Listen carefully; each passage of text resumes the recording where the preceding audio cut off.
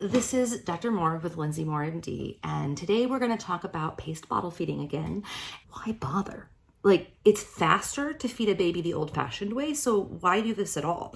In regards to breastfeeding, at least, the main reason I have is that it mimics the flow of breast milk at the breast.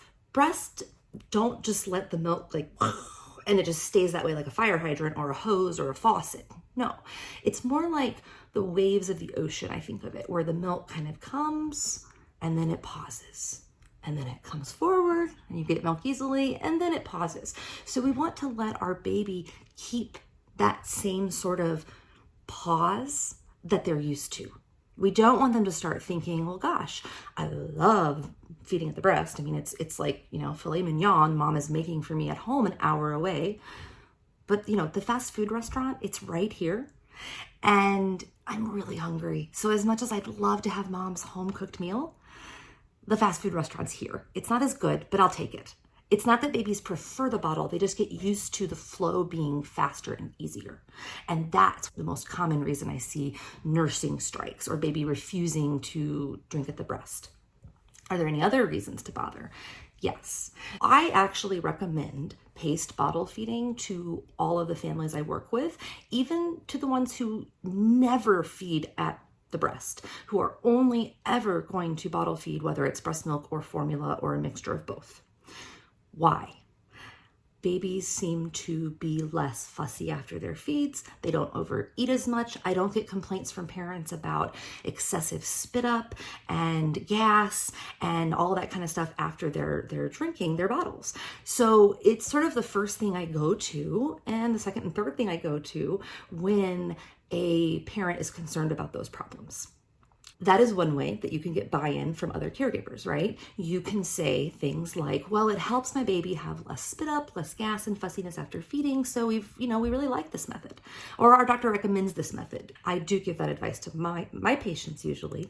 So breast milk, it preserves breastfeeding when they're doing a lot of bottles.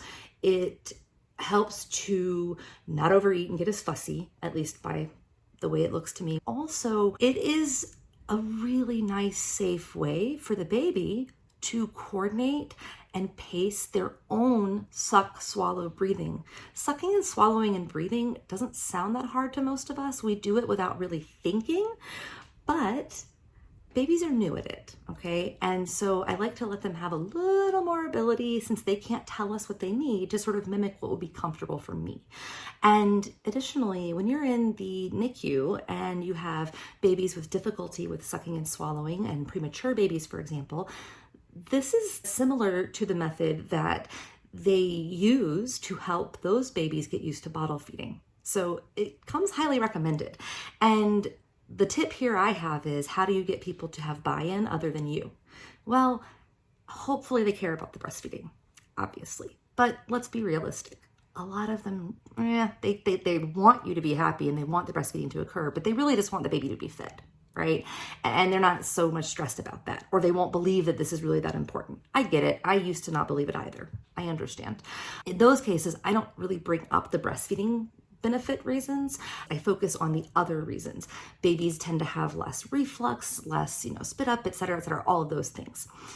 The other reason that I will focus on is that this is recommended by breastfeeding experts that I have, learned from, that this helps my baby to be the safest at sucking, swallowing, and breathing and coordinating all of that. So I, choose to feed them this way. I tend to write my patients notes for that. I will certainly write that for a caregiver if necessary. Really, the last little bonus tip I would have is, it is very, very hard to explain to a caregiver how to do this and expect them to do it correctly. So I find it most helpful to have a video demonstration, or to have you show them part of a feed and then they show you what they're doing, so that you can kind of get your hand in and adjust as necessary. And that's what I do with parents when I teach them. We'll start with the bottle and they'll kind of have baby drinking, and then I'm like, oh, baby's not pausing. Let's just tip it down, and I help them tip. And I only tip down if I do that to help baby pause, because if I pull it out, baby is like ticked off and they go after it. It really only works, in my opinion, if we tilt it down like that. Okay? So hopefully that helps you with all of your paced feeding journeys.